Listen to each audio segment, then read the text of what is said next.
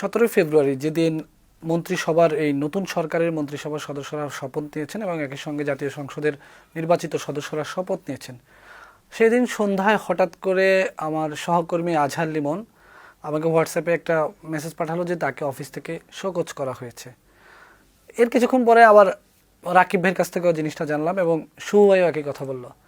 তখন আমি কৌতূহলবশত আমার যেই মেইল সেটা চেক করে দেখলাম যে আমাকেও শোকজ করা হয়েছে। সেই শোকজ লেটারটা আমি ওপেন করে দেখলাম যে সেখানে আমার দুটি স্ট্যাটাসের কথা উল্লেখ করা আছে। এই দুটি স্ট্যাটাসের মধ্যে একটি স্ট্যাটাস ছিল আমি নির্বাচনের আগের রাতে দিয়েছি সাংবাদিকতার নিয়ে একটা আক্ষেপ করে, নিরপেক্ষ গণমাধ্যম নিয়ে একটা আক্ষেপ করে আমি একটা স্ট্যাটাস দিয়েছিলাম। সেটা মোটেও এখন টিভির উদ্দেশ্য করে কোনো স্ট্যাটাস ছিল না। এই স্ট্যাটাসটা সামগ্রিকভাবে বাংলাদেশের গণমাধ্যম নিয়ে আমি লিখেছিলাম। এই ধরনের স্ট্যাটাস আমি বিগত আওয়ামী লীগের আমলে কয়েকবার দিয়েছি। গণমাধ্যমের নিরপেক্ষতা, গণমাধ্যমের ভূমিকা, গণমাধ্যমের গ্রহণযোগ্যতা, এগুলো নিয়ে আমি নানান সময় গণমাধ্যমের সমালোচনা করে আমি দিয়েছি। শুধু আমি না, বাংলাদেশের বিভিন্ন সাংবাদিকরা যারা সঠিক সাংবাদিকতা করতে চায় তারা অনেকেই এগুলো নিজেরাই লেখালেখি করেন। সো এটাকে আমি কোনো অপরাধ মনে করি না।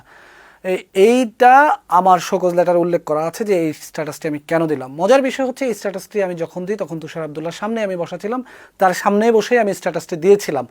তিনি যদি আমাকে তখন বলতেন যে তুমি এই স্ট্যাটাসটি ডিলিট করে দাও, এটা আমার স্বার্থের সঙ্গে যায় না, আমার অফিসের স্বার্থের সঙ্গে যায় না, আমার অফিস ক্ষতিগ্রস্ত হবে, স্বাভাবিকভাবে অফিসের বস তিনি আমাকে বললে আমি সে কথা মানতাম, সম্মান করতাম, আমার কাছে মনে হয়। এরপরে আমার যে শোকজ লেটার সেখানে আরেকটি বিষয় উল্লেখ করা আছে যে আমি বাংলাদেশের যেই গণভোট অনুষ্ঠিত হয়েছে সে গণভোট এবং সংস্কার নিয়ে আমি একটি আইনি ব্যাখ্যার বিশ্লেষণমূলক বিষয় আমার সোশ্যাল মিডিয়া, আমার ফেসবুকে লিখেছি, যেটি এখনও, এই দুটি স্ট্যাটাস এখনও আমার আছে। আমি কোনোটাই অনলাইনে কিংবা ডিলিট করিনি। চাইলে যে কেউ পড়তে পারে যে এখানে আসলে আমি এমন কি বলেছি যেটার কারণে আমার চাকরি যাওয়ার মতো ঘটনা ঘটতে পারে। বলা হয়েছে 7 দিনের মধ্যে আমাকে কারণ দর্শানো নোটিশের জবাব দিতে হবে এবং এই 7 দিন অফিসে যাওয়া যাবে না। অফিসে যে নিচে নিরাপত্তা কর্মীরা বসেন তাদেরকে আমাদের 4 জনের ছবি দেওয়া হয়েছে এবং ছবি দিয়ে বলা হয়েছে আমরা 4 জন যাতে অফিসে ঢুকতে না পারি। তো আপনি তো আমাকে শোকজ লেটারেই লিখছেন যে 7 দিন আমাকে কাজ থেকে বিরত থাকতে হবে। আমি তো এই ভদ্র সমাজের মানুষ, শিক্ষিত মানুষ, যে আমি তো এটুকু বুঝি যে আমাকে যদি অফিস একটা চিঠি দিয়ে বলে যে তুমি এই 7 দিন অফিসে আসবা না, আমি কেন অফিসে যাব? কিন্তু আপনি নিরাপত্তা কর্মীকে আমাদের ছবি দিয়ে, যারা আমাদের সম্মান করতেন, স্বাভাবিকভাবে আমরা যে একই অফিসে চাকরি করি, সহকর্মী, তাদের কাছে এমন একটা এলিমেন্ট দেওয়া হলো তারা যাতে আমাদেরকে অসম্মান করে। অর্থাৎ আমি যখন অফিসের দিকে উঠবো সে যেন আমাকে বাধা দেয়, বলে আপনি অফিসে যাবেন না। এটা একটা অসম্মানজনক, এটা একটা, আমার কাছে মনে হয়েছে এটা একটা ফৌজদারি অপরাধ, এটা তারা করতে পারেন না। শোকজ লেটারটা পাওয়ার পরপরই ওই দিন রাতে আমাদের যারা সাবেক সহকর্মী বিভিন্ন দেশে থাকেন তাদের অনেকে আমাকে ফোন করেছেন যে এরকম একটা ঘটনা শুনেছি, আমরা এটা ফেসবুকে লিখবো কিনা। আমি তাদেরকে রিকোয়েস্ট করেছি যে ভাই প্লিজ এইটা আগে আমাকে বুঝতে দেন, অফিস কেন এই ধরনের শোকজ লেটার দিল আমি একটু বুঝতে চাই। অফিসের সঙ্গে আগে একটু আমাকে দেন দরবার করতে দেন, অফিসের সঙ্গে বোঝাপড়া করতে দেন। আপনারা প্লিজ এখন জিনিসটা ডিসক্লোজ করেন না, কারণ ডিসক্লোজ করলে অফিসের একটা ইন্টারনাল ম্যাটার এটা যেন বাইরে না যায়। এটা আমি চেষ্টা করেছি তাদেরকে থামায় রাখার জন্য। ইন দ্য মিন টাইম আমি এটা নিয়ে তুষার আবদুল্লাহকে কয়েকবার ফোন করলাম, তিনি আমার ফোন রিসিভ করলেন না। তাকে আমি টেক্সট করলাম, তিনি আমার টেক্সটের কোনো জবাব দিলেন না। তাকে আমি হোয়াটসঅ্যাপে মেসেজ পাঠালাম, কোনো জবাব দিলেন না। আমি তাকে টেক্সটে একটা কথা বলেছিলাম যে 2024 সালের 8 আগস্ট থেকে 12 ফেব্রুয়ারি পর্যন্ত এই যে ইন্টারিমের সময়কালটুকু ছিল, এই সময়কালে বিভিন্নভাবে উপদেষ্টাদের সমালোচনা করে, অন্তর্বর্তী সরকারের সমালোচনা করে আমি নিজেও স্ট্যাটাস দিয়েছিলাম, অন্যরা অনেকে দিয়েছিল। তো আপনার অফিসের পলিসির যদি অংশ হতো যে আমরা এই ধরনের স্ট্যাটাস দিতে পারবো না, তখন আপনি কেন তাদের বিরুদ্ধে ব্যবস্থা নেন নাই? আমি যদি একা এই ভুল করে থাকি বা আমরা 4 জন যদি এই ভুল করে থাকি, এই ভুল তো অফিসের অনেকে করেছে, আপনার আশেপাশের অনেক লোক করেছে, তাদেরকে কেন আপনি ব্যবস্থা নিচ্ছেন না? এই ধরনের কথা লিখে আমি তাকে টেক্সট করলাম, সে আমার টেক্সটের কোনো রিপ্লাই দিল না। তারপর পরের দিন আমরা এটা নিয়ে, আমরা 4 জনই এরপর থেকে নানা সময় আমরা একসাথে ছিলাম, আমি, আজহার লিমন, মাহমুদ আকিব ভাই, শুভ ভাই, আমরা 4 জনই অফিসের 1 থেকে 4 জন, আমরা 1 থেকে প্রথম 4 জন রিপোর্টার, মানে আমাদের সিরিয়াল ক্রম হচ্ছে আমরা এখন টেলিভিশনের যে রিপোর্টিং টিম আমরা 1, 2, 3, 4 এই 4 জনই আমরা। এর মধ্যে রাকিব ভাই চিফ রিপোর্টার বা অ্যাসাইনমেন্ট ডেস্ক ইনচার্জের দায়িত্ব পালন করছেন, আমি ডেপুটি চিফ রিপোর্টার বা ডেপুটি অ্যাসাইনমেন্ট ইনচার্জ হিসেবে আমি দায়িত্ব পালন করছিলাম, শুভ ভাই বিশেষ প্রতিনিধি, আজহার লিমন সিনিয়র রিপোর্টার হিসেবে দায়িত্ব পালন করছিলেন। তো আমরা 4 জন যখন পরের দিন একসাথে হলাম তখন আমাদেরকে অনেকে ফোন করছিলেন, আমাদের কাছের অনেক লোক বিষয়টা জানার চেষ্টা করছিলেন। আমরা কয়েকজনকে অনুরোধ করেছিলাম বিষয়টা যেন বাইরে না যায়, আপাতত আমরা একটু বুঝি, দেখি অফিসের সঙ্গে কি হয়। এর মধ্যে জিনিসটা নিয়ে সোশ্যাল মিডিয়া গরম হয়ে গেল। তারপর আমরা আমাদের যথারীতি আমরা চারজনই যথাসময়ে আমাদের শোকজের উত্তর দিলাম। শোকজের উত্তর দেওয়ার আগে আমরা আমাদের যেই মালিক প্রতিষ্ঠান অর্থাৎ এখন টেলিভিশনের যে মালিক সিটি গ্রুপের ব্যবস্থাপনা পরিচালক হাসান ভাই, ওনার সঙ্গে আমরা দেখা করলাম। তো উনি আমাদেরকে বললেন যে আপনারা তো তুষার আবদুল্লাহর সঙ্গে একদিন না 2 দিন না 1 মাস না 2 মাস না, আপনারা দীর্ঘ 10, 12, 13, 14, 15 বছর কাজ করেছেন একসঙ্গে। সো আপনারা নিজেরা ভাই ভাইয়ের মতো আপনারা দেখেন জিনিসটা মিল করে নেন নিজেরা, তাহলে তো আর আমার জন্য সহজ হয়ে যায়। আমার এখানে মানে এখানে আমার নাক গলাতে হচ্ছে না। অর্থাৎ আমাদের কাছে ভালোই লাগছে যে ওনার কথাটা সুন্দর যৌক্তিক। তো আমরা ওনার কথা সূত্র ধরেই আমরা তুষার আবদুল্লাহর বাসায় গিয়েছিলাম ওনার সঙ্গে দেখা করার জন্য। বিষয়টা আসলে আমরা নিজেরা বসার জন্য। দেখেন একটা বিষয়, আপনার বাসায় যদি কেউ যায়, আর আপনার বাসায় যদি একজন ফকিরও যায়, আপনি তো তাকে সম্মান করবেন, কথা বলবেন। ওনার বাসায় আমরা গেলাম, আমরা দেখলাম, আমরা ওনার গলার আওয়াজ শুনলাম উনি বাসায় আছেন, কিন্তু ওনার যেই বাসার যেই হেল্পিং হ্যান্ড তাকে আমরা বললাম যে ভাইকে একটু বলেন, আমরা আসছি, আমরা শুধু ওনার সঙ্গে কথা বলবো। তো উনি একবার এক কথা বলে পাঠাইছে। একবার বলছে উনি এখন বাসায় নাই, আবার বলছে যে উনি এখন দেখা করতে পারবেন না, পরে কথা বলবেন। মানে নানাভাবে আমরা এখানে প্রায় 1 থেকে 1.5 ঘন্টা অপেক্ষা করেছিলাম। উনি আমাদের সঙ্গে দেখা করেননি, আমরা চলে আসলাম। চলে আসার পর আমরা নিজেরা বসে সিদ্ধান্ত নিলাম আসলে কি করা যায়। তারপরে অফিসের যে সিদ্ধান্ত আমরা সেটাকে সম্মান করে আমরা শোকজের যে উত্তর, কারণ দর্শনের উত্তর আমরা দিয়েছিলাম। এদিন এইচআরের যে ছেলেটা আমাদেরকে এগুলো পাঠিয়েছে মেইলে কিংবা হোয়াটসঅ্যাপে, তাকে আমি ফোন করেছিলাম, তাকে জিজ্ঞেস করেছিলাম ভাই এই শোকজ দেওয়ার কারণ কি। তো সে বলল, স্পষ্ট করে সে আমাকে বলেছে যে আপনাদের চাকরির বিষয়ে নেগেটিভ সিদ্ধান্ত নেওয়া হয়েছে। আমি বললাম যে এই সিদ্ধান্ত কি একা তুষার আবদুল্লাহর নাকি সিটি গ্রুপের ওই সিদ্ধান্ত আছে?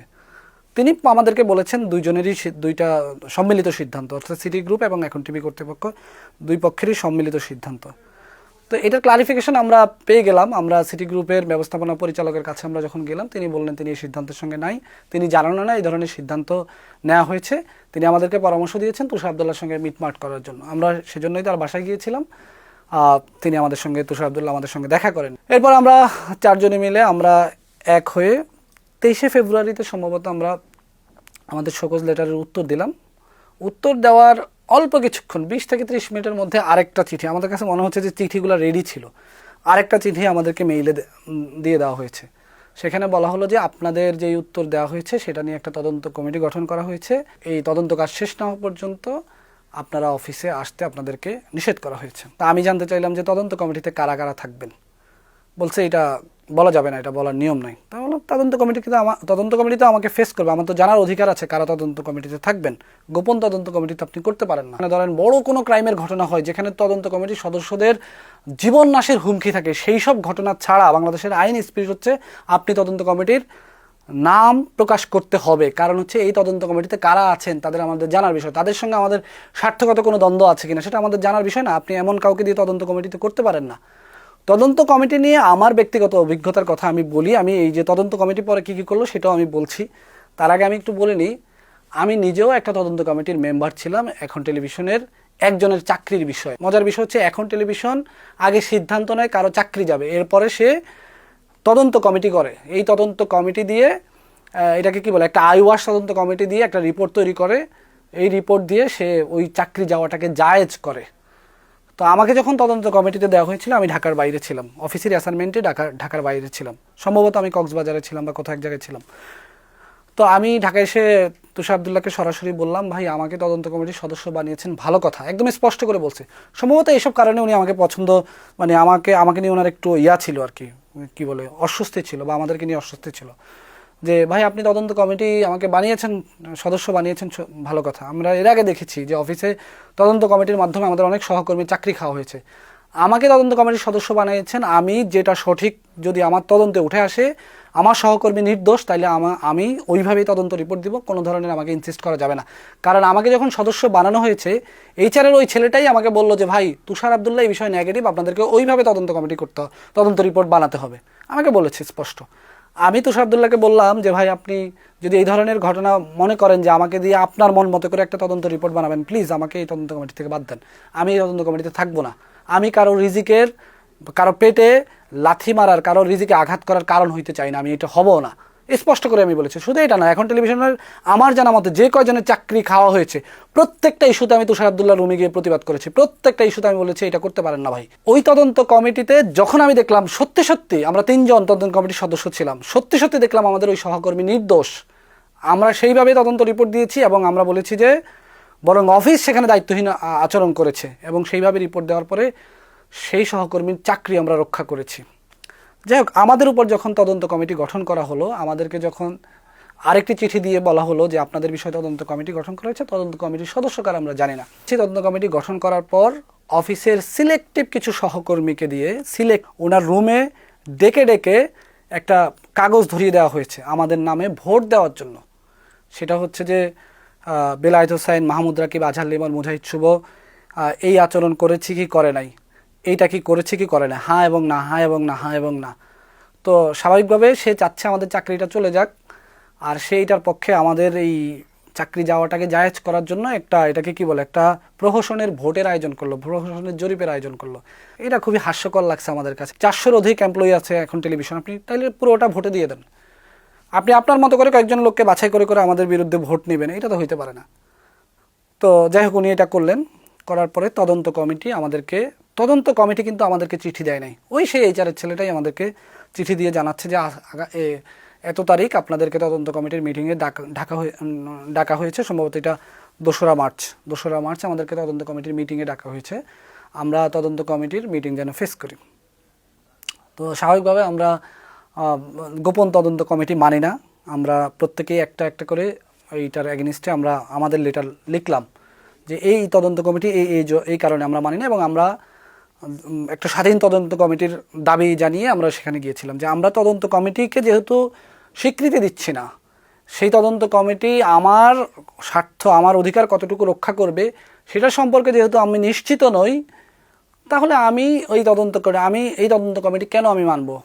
সেজন্য আমরা হাজির হয়েছি অফিসের সিদ্ধান্তকে সম্মান করে, কিন্তু আমরা গিয়ে একটা চিঠি দিয়ে এসেছি, আমাদের একটা জবাব দিয়ে এসেছি, আমাদের একটা দাবি দিয়ে এসেছি। সেই দাবিতে আমরা বলেছি তদন্ত কমিটি করতে হবে এখন টেলিভিশন থেকে 2 জন, সিটি গ্রুপ থেকে 2 জন এবং সাংবাদিক সংগঠন থেকে 2 জন, বা এই 3টা সমন্বয় তদন্ত কমিটি গঠিত হবে। তাহলে সবাই জানবে আসলে ঘটনা কি হয়েছে, আমরা যদি অপরাধী হই সেটা জানবে। আপনি আপনার মতো করে আপনার পছন্দের লোকদেরকে দিয়ে তদন্ত কমিটি করে কি জানি একটা টার্ম সে ইউজ করে যে অ্যাসফার ল করা হয়েছে। অ্যাসফার ল মানে হচ্ছে তদন্ত কমিটি গড়া হয়েছে শ্রমিকের পক্ষ থেকে আর কি, শ্রমিক শ্রেণীর পক্ষ থেকে।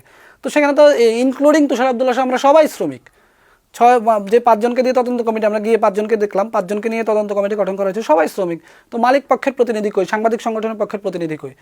এই প্রশ্নগুলো তুলে আমরা যখন তদন্ত কমিটির বৈঠকে গেলাম, সেখানে গিয়ে দেখলাম যে এমন 2 জন ব্যক্তি সেখানে আছে যারা আমাদের এই যাওয়ার চেষ্টার পেছনে স্পষ্ট করে অবদান রাখছে এবং বিভিন্নভাবে সোশ্যাল মিডিয়ায় লেখালেখি করছে, মানুষকে ইনবক্স করে করে আমাদের নামে মিথ্যা প্রপাগান্ডা ছড়িয়েছে। যে অলরেডি আমার বিরুদ্ধে অবস্থান নিয়েছে সে কীভাবে তদন্ত কমিটির সদস্য হয়, এই প্রশ্নটা আমরা সেখানে তুলে তদন্ত কমিটির উপর আপত্তি জানিয়ে আমরা চলে আসলাম। তারপরে আমরা শুনলাম যে অ্যাসফার ল আমাদেরকে 2 মাসের মধ্যে একটা সমাধান করা হবে। 2 মাস চলে গেল, প্রায় 3 মাস হতে চললো, আমাদের বিষয়ে কোনো সিদ্ধান্ত হলো না। মূলত ব্যাপারটা আমরা যতটুকু বুঝলাম যে আমাদেরকে আসলে এইভাবে করে রেখে রেখে রেখে রেখে আমাদেরকে সাংবাদিকতার মাঠ থেকে আউট করে দেওয়ার জন্য একটা নোংরা ষড়যন্ত্র করা হয়েছে। সেই ষড়যন্ত্রের অংশ হিসেবে আমাদের সঙ্গে এই আচরণ করা হচ্ছে। ব্যক্তিগতভাবে আমি বলতে পারি, আমার ব্যক্তিগত জবাবদিহিতার জায়গা থেকে, যে এখন টেলিভিশনের শুরুর থেকে আমি ছিলাম, শুরুর থেকে মানে একদম শুরুর থেকে আর কি। যখন এখন টেলিভিশনের লাইসেন্স হয় নাই, এখন টেলিভিশন পরীক্ষামূলক সম্প্রচারে আসেনি, এখন টেলিভিশনে কোনো অফিস ছিল না, আমরা একটা ক্যাম্প অফিসে বসতাম, তখন থেকে এখন টেলিভিশনের সঙ্গে আসছি। এখন টেলিভিশনের প্রথম 3-4 জনের মধ্যে, 4-5 জনের মধ্যে আমি একজন। এই যে আমাদের যে একটা প্রতিষ্ঠানের শুরু থেকে আমরা ছিলাম, এই প্রতিষ্ঠানকে এগিয়ে নিয়ে যাওয়ার জন্য আমরা নিজেদের পরিবার পরিজনকে নানাভাবে বঞ্চিত করে দিন রাত 24 ঘন্টা সময় দিয়েছি। শুধু কি নিজেরা রিপোর্ট করেছি না, নিজেরা কাজ করেছি না, বরং আমাদের যারা জুনিয়র ছোট ভাই ব্রাদার ছিলেন এদের প্রত্যেককে তৈরি করার পেছনে আমরা কাজ করেছি। আমার দায়িত্ব পালনকালে আমি যতটুকু সম্ভব হয়েছে চেষ্টা করেছি প্রত্যেককে সমান সুযোগ দেওয়ার জন্য, প্রত্যেকের প্রতি ক্রেডিবল থাকার জন্য। এখন টেলিভিশনকে আমরা নিজের সন্তানের মতো ভালোবাসি। এখন টেলিভিশন আমাদের কি বলবো, এটা আমাদের পরিবারের মতো একটা জায়গা। আমরা আমাদের শ্রম ঘাম এখন টেলিভিশনের প্রত্যেকটা পিলার, প্রত্যেকটা ইট বালুর সঙ্গে আমাদের শ্রম ঘাম মিশে আছে। আমরা এখনো আছি। আমরা তো চাইলে অন্য কোথাও জয়েন করে ফেলতে পারতাম, বা আমাদেরকে বিভিন্ন জায়গা থেকে অফারও দেওয়া হয়েছে। কিন্তু ব্যাপারটা হচ্ছে, যেহেতু আমি কোনো অন্যায় করিনি, আমার সাংবাদিকতার জীবনে আমি আমার প্রত্যেকটি শব্দে, প্রত্যেকটি বাক্যে, প্রত্যেকটি রিপোর্টে আমি সৎ থাকার চেষ্টা করেছি। আমি এমন কিছু করিনি যেটা আমার রাষ্ট্রের বিরুদ্ধে কাজ হয়ে যায়, এমন কিছু করিনি যেটা আমি সাংবাদিকতার এ থেকে লাইন ক্রস করেছি। আমরা সবসময় নিরপেক্ষ সাংবাদিকতার কথা বলতাম, অফিসে ক্রেডিবল জার্নালিজমের কথা বলতাম। সেই জায়গায় তিনি অনেকভাবে সেন্সরশিপ আনতেন। সবচেয়ে ন্যাক্কারজনক যে বিষয়টা, আমরা নানাজন থেকে শুনেছি যে বিএনপির মিডিয়া সেলের আহ্বায়ক পাবেল ভাইকে ইউজ করে, পাবেল ভাইকে ব্যবহার করে তুষার আবদুল্লাহ এগুলো করছেন। এই ঘটনার পর আমি পাবেল ভাইয়ের সঙ্গে যেহেতু আমার পরিচয় আছে, আমি পাবেল ভাইকে ফোন দিলাম। পাবেল ভাইকে ফোন দিয়ে বললাম, ভাই আমাদের বিরুদ্ধে একটা সিদ্ধান্ত নেওয়া হয়েছে, দুঃখজনকভাবে শুনলাম আপনাকে ব্যবহার করে সিদ্ধান্ত নেওয়া হয়েছে, আপনার পাওয়ারকে কাজে লাগানো হচ্ছে। তখন পাবেল ভাই যেটা বললেন সেটা চমকে ওঠার মতো। পাবেল ভাই বললেন, উল্টা তুষার আবদুল্লাহ, তোমরা যে ফেসবুকে নানা সময় নানা ধরনের স্ট্যাটাস দিয়েছ, জবাবদিহিতামূলক, সমালোচনামূলক, সেই স্ট্যাটাসগুলি স্ক্রিনশট আমার কাছে পাঠিয়েছে। একই অফিসে আমরা চাকরি করি, তুষার আবদুল্লাহ আমাদের স্ক্রিনশট সরকারের লোকজনের কাছে, রাজনৈতিক দলের নেতাদের কাছে পাঠাচ্ছে আমাদেরকে কি করার জন্য, আসলে মানে ওনার উদ্দেশ্যটা কি? সো পাবেল ভাইকে আমি বললাম যে ভাই, তাইলে বলছে আমি তুষারকে বলে দিয়েছি তুমি আমার নাম বিক্রি করে কোথাও এই কাজগুলো করবা না। তো যাই হোক, এই হলো ঘটনা। আমার কাছে মনে হয় এই ঘটনাগুলো সবার জানার দরকার, জানিয়ে দিলাম আর কি। ধন্যবাদ।